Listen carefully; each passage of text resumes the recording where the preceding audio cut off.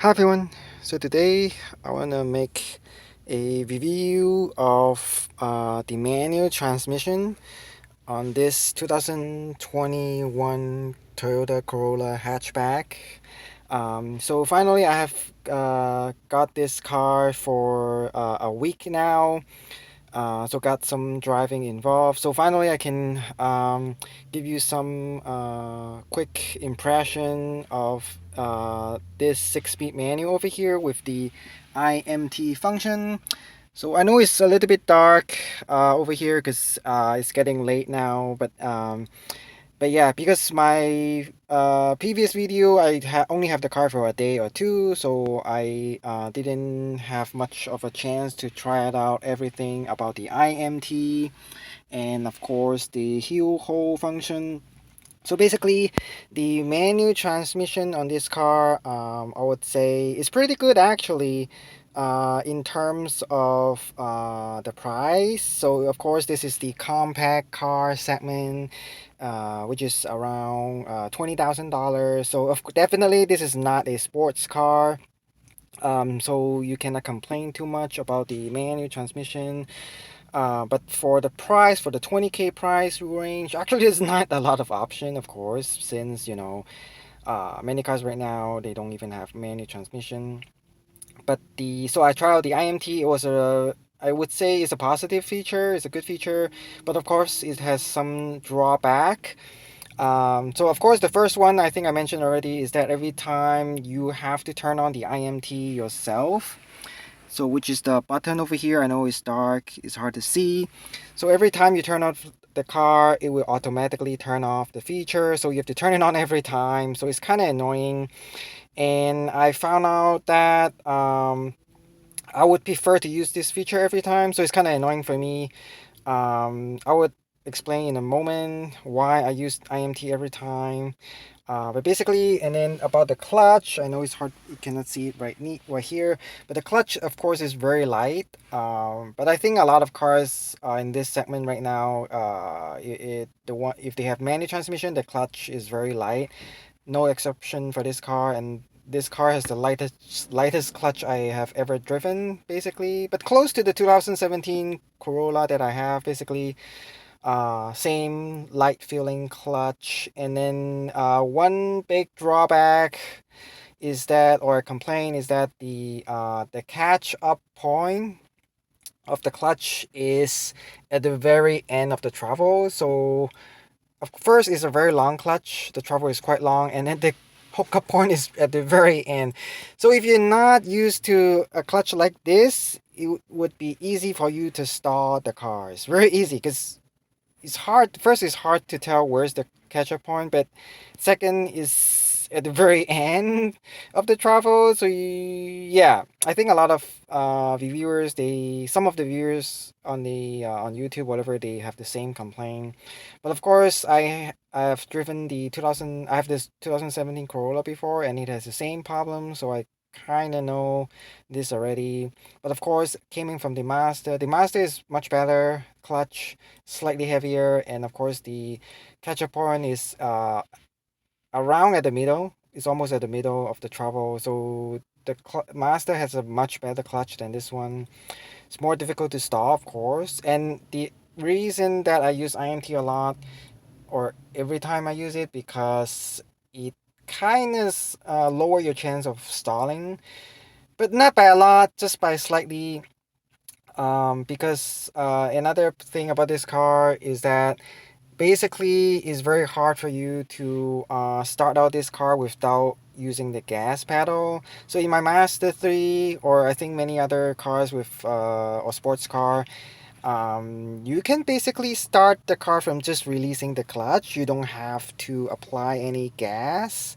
That way you can save your clutch, and your clutch will have a much longer lifespan if you don't apply the gas and just slowly releasing the clutch. So I do that all the time for many years.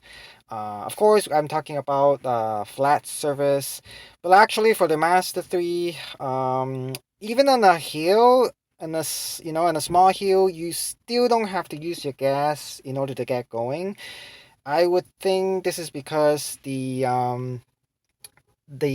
Master 3 has enough torque to do that, because this that Master 3 has 30 more pound-feet of torque than this car. So that extra torque will definitely save you from stalling from starting if you don't use any gas. Of course, like I said, if you use every time you use your gas and the clutch at the same time, such as when you start the car, it will burn your clutch. Of course, the more gas you use, the more wear and tear is applied to your clutch. So in that case, your clutch will have a shorter lifespan.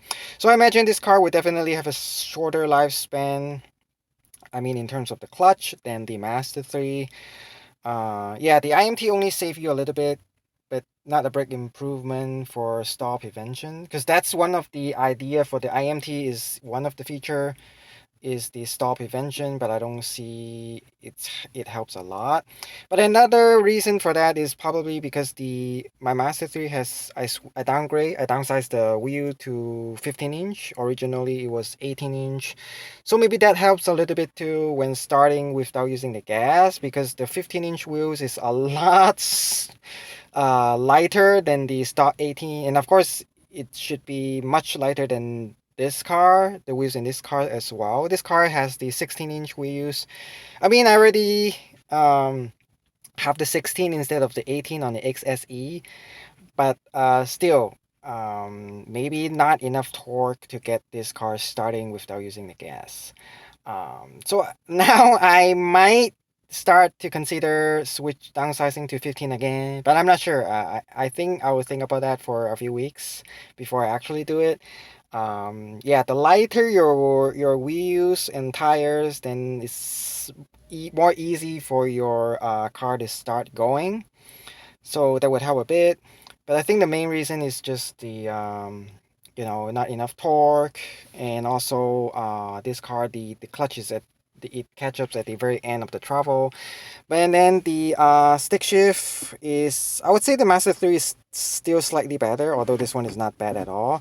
It's just it has a longer shifter than the Master 3, but it's very accurate compared to the 2017 Corolla. Big improvement. It's very crisp, and I mean, I so far I haven't do any wrong shifting, because I remember before the 2017 sometimes I misshift from, like, if I want to shift to first, I would accidentally shift to third or maybe fifth. So this one so far is accurate, so it's more difficult to misshift.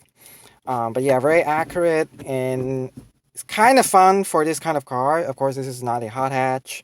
But then lastly, the heel hold function is, I would not recommend using it. I tried one time, and then right after that I immediately turn it off, and I will never use it again, because same thing for the heel hold function. When you start the car, you must use the gas in order to release the hold.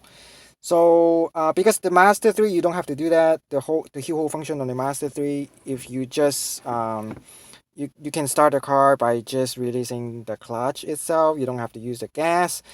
So if you came from the Master 3 to the Corolla, there's a high chance that you're gonna start the car. Actually, the car won't even move by just releasing the clutch if you use the whole function. So you must apply gas. So definitely, I'm not using it, and I think it's a bad habit if you don't step your foot on your foot brake when you stop. It's just a bad habit, so I don't recommend using it anyway. But this feature is worse than the Master 3. And then of course, yeah, the iMT for the active automatic ref match function is a good function. Of course, I haven't driven other sports car with that function, so I cannot compare, but I would assume it's not as good as those, but you cannot complain, because this is the only car in the segment that has the auto rev match. I mean, many sports car doesn't even have it, let alone a compact economy car. So this is the iMT, definitely something not expected. Um, even for a sports car, not every sports car has that. So good job for Toyota. But yeah, the biggest complaint is just the clutch itself. the hookup point is at the end of the travel. So yeah, so that's basically the my review on the manual transmission. Still, it's a good transmission. It's a good manual transmission, but I would say the Master 3 is slightly better overall because it has a much better clutch, and that one will last longer. Personally, I prefer not to use gas to start a car because you can your clutch will last longer in that case. And then the steering wheel is very light, of course, much lighter than the Master 3. But this one has the independent rear suspension, so it's kind of trade off between the two. Each car has is good and bad. Yeah, so you cannot have the perfect match. I mean, the best would be if the Master 3 has the iMT plus the rear independent suspension, that would be the perfect matchup. But anyway, so yeah, it's getting very dark right now. So thanks for watching and have a nice day.